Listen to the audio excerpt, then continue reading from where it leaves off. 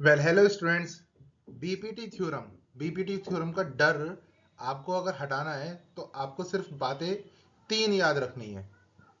पहला, area of triangle कैसे निकालते हैं। दूसरा, कौन कौन से ट्राइंगल को हम सेलेक्ट करते हैं। और तीसरा, नाइन्थ क्लास की एक थ्योरम कि दो ट्राइंगल अगर पैरेलल लाइंस के बीच में हो तो वो बराबर होते हैं। इन तीन बातों से बीपीटी थ्योरम सॉल्व होती है, लेकिन इन तीन बातों को हम बड़े कॉम्प्लेक्स तरीके से समझते हैं। अगर इसे आसान तरीके से समझना है तो बेटा पूरी वीडियो को देखो और बीपीटी थ्योरम यानी कि बेसिक प्रोपोर्शनलिटी थ्योरम, जो कि ट्राइंगल चैप्टर में सबसे महत्वपूर्ण है, आपको पूर्णतः समझ में आ जाएगी। तो आइए पहले से शुरुआत करते हैं। बस आपके 5 मिनट इस वीडियो पे आपका थोड़ा सा ध्यान केंद्रित हो जाए तो आपको ये बीपीटी थ्योरम बहुत अच्छे तरीके से समझ में आएगी। ध्यान दीजिएगा। बेसिकली क्या होता है कि बीपीटी थ्योरम आपसे क्या कहती है, ये स्टेटमेंट में ऊपर मैंने लिख के दिया है। ये स्टेटमेंट एनसीईआरटी पे बेस है, इसलिए इसको एज इट इज याद कर लेना कि अगर, देखो बीपीटी थ्योरम क्या है पहले वो बता देता हूं कि अगर किसी भी ट्राइंगल में, जैसे कि ये ट्राइंगल दे रखा है और इसमें मैंने इस ट्राइंगल के अंदर एक लाइन पैरेलल बनाई, बेस के, बेस मतलब बीसी के पैरेलल मैंने लाइन बनाई, ये डीई। तो इसने यहाँ पे ए बी और ए सी को जो कट करा है डी और ई पॉइंट पर, वो सेम प्रपोर्शन में करा है। इसका मतलब है ए डी जो है अपॉन, अगर मैं कर दूंगा डी बी के, वो बराबर होगा ए ई अपॉन ई सी के।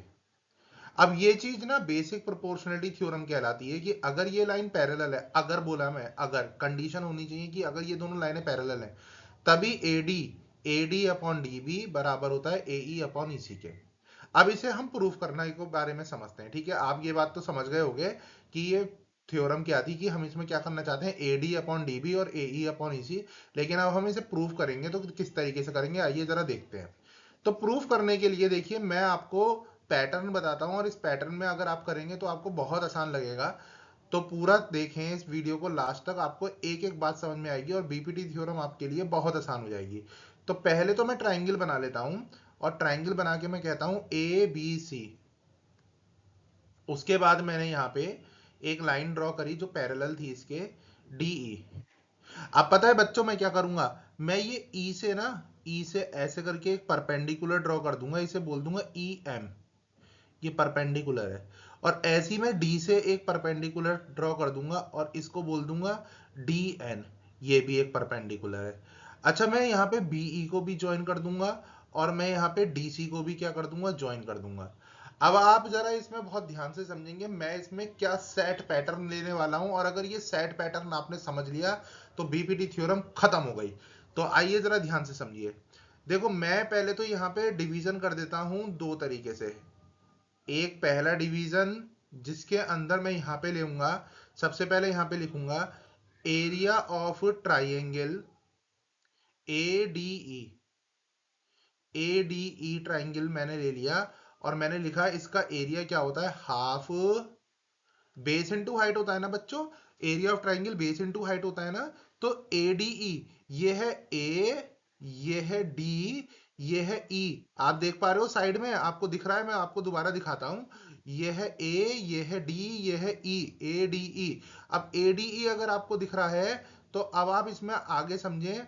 अगर मैं इसमें बेस मानता हूं ए डी को, ये ए डी मैंने बेस मान लिया, तो अगर मैंने A D as a base मान लिया तो एडी के ऊपर 90 डिग्री, पता है 90 डिग्री, एडी के ऊपर 90 डिग्री कौन बना रहा है, ये ई एम बना रहा है, ई एम। तो मैं यहां पे बोलूंगा हाफ बेस, बेस एडी है, और ई एम क्या हो गया इसका, ई एम क्या हो गया इसका, हाइट हो गया, हाफ बेस इंटू हाइट। एक छोटी सी बात ये याद कर लो, एक और बात याद कर लो, area of triangle, area of triangle. अब आप लेना देखो area of triangle B, B D E, B D E triangle. तो इसमें लिखो area of triangle B D और ई। तो इसमें भी अगर हम इसमें बेस लेंगे मेरे प्यारे बच्चों, इसमें अगर हम बेस लेंगे तो इसमें बेस लेंगे बी डी, बी डी को हमने बेस ले लिया। और हाइट ना ई एम ही मानना, इसमें भी 90 डिग्री वाली ना हाइट वो ही मानते हैं। तो अभी मैं डिटेल में इसको आगे समझाऊंगा, लेकिन अभी फिलहाल आप इसको समझ के देख लो कि बी डी या डी बी मैंने लिख दिया बेस, और हाइट इसकी क्या हो गई ई एम। अब पता है मैं ऐसे क्या करूंगा, मैं बोलूंगा डिवाइडिंग बोथ। मैं यहाँ पे क्या बोलूंगा, डिवाइडिंग बोथ।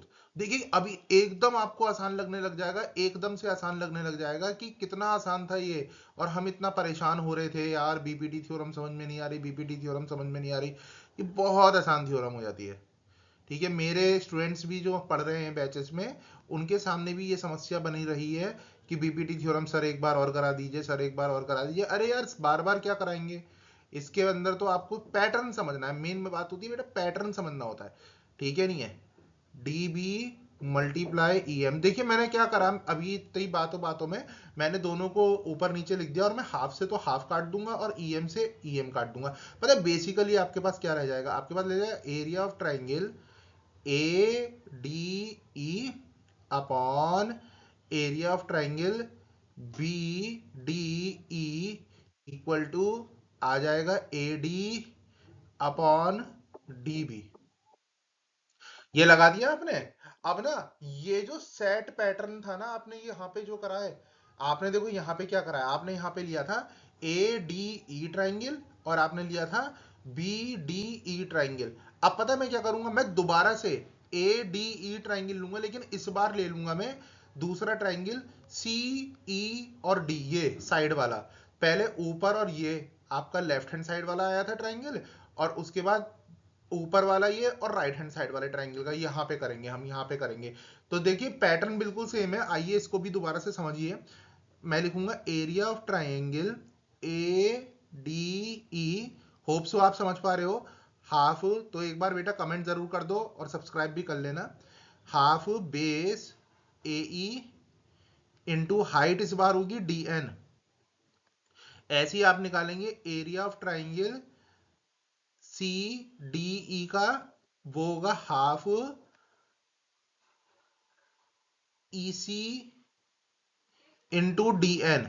फिर से हम क्या करेंगे, डिवाइडिंग बोथ। देखो सेम वही पैटर्न है, सेम वही पैटर्न है, तो ऐसा कुछ खास इसके अंदर वो कुछ था नहीं है, बस सेम पैटर्न है। तो अब हम लिखेंगे डिवाइडिंग बोथ करने के बाद area of triangle A D E, area of triangle C D E. कहते हैं ना कुछ ना करने से कुछ करना बेहतर है, तो बेटा इसको कर लो, बहुत अच्छा रहेगा आपके लिए।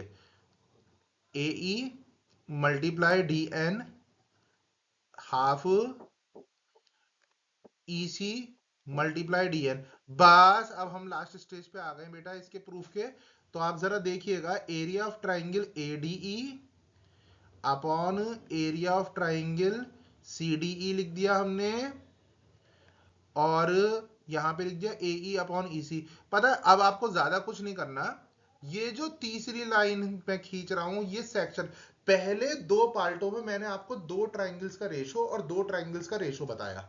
अब मैं पता है यहां पे ये बोलने वाला हूं कि यार एडीई और एडीई ये दोनों एरिया तो बराबर है, और बीडीई और सीडीई ये दोनों एरिया भी बराबर होंगे। पता है क्यों, क्योंकि ये सेम पैरेलल पर हैं और इनका सेम बेस है। तो हम बोलेंगे ट्राइंगल्स ऑन सेम बेस